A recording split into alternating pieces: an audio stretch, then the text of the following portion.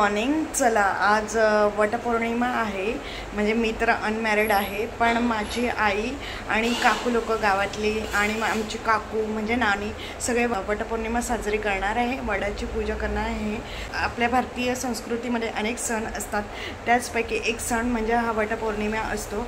या दिवशी वटपौर्णिमे दिवशी महिला या सकाळचं नित्यक्रम उरकल्यानंतर शोभा अलंकार घेऊन नवीन साडी नेसून अलंकार घालून वडाची पूजा केली जाते। सो बघा, वटपौर्णिमांचा उपवास हा 3 दिवसाचा असतो, त्यात 2 पक्ष आहे।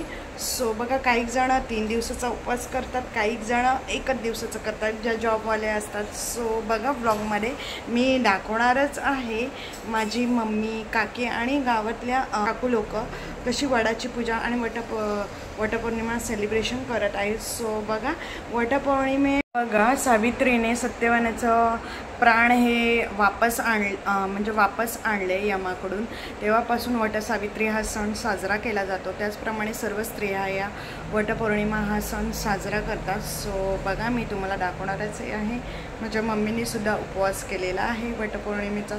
सो ब्लॉगमध्ये बघा। सो बघा, आमची मम्मी, काकू आणि आमची काकी वडाला फेऱ्या घालताना आणि नवीन नवरीसुद्धा आहे, म्हणजे आमची आत्याची सून। तुम्ही बघू शकता, मस्त सर्व स्त्रिया गावातल्या वडाची पूजा करतात, म्हणजे वडाला फेरे घालतायत हातात घेऊन। बघू शकता, वटपौर्णिमेनिमित्त प्रत्येक जन्मात हाच पती मिळावा 7 जन्म म्हणून ही वडाची पूजा केली जाते वटपौर्णिमेला। सो बघू शकता तुम्ही, बघू शकता सर्व स्त्रिया आहेत आणि वडाला पूजा करतायत आणि नंतर ते सुहासनीला वाण म्हणून हे फळं दिली जातात। तर सगळेजण आधी फेऱ्या मारत आहेत, नवीन नवरीसुद्धा आहे, आमच्या आत्याची सून आहे।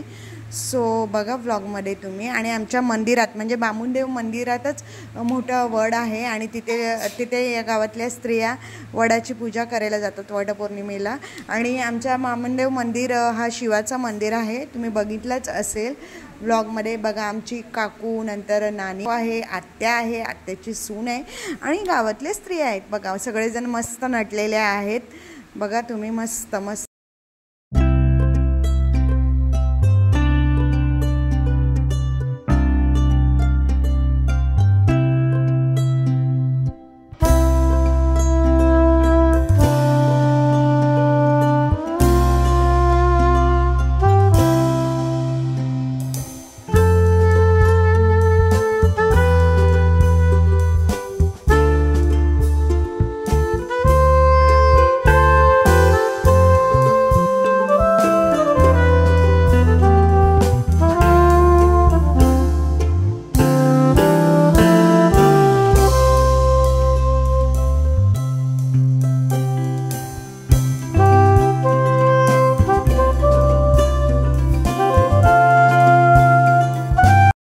बघा, आमची काकू, मम्मी, आत्याची सून हे मंदिरात म्हणजे आमच्या बामुनदेव मंदिरात एंट्री करत आहेत वटपौर्णिमेनिमित्त। तुम्ही बघू शकता, तो व्हिडिओ मी तुम्हाला दाखवलेला आहे।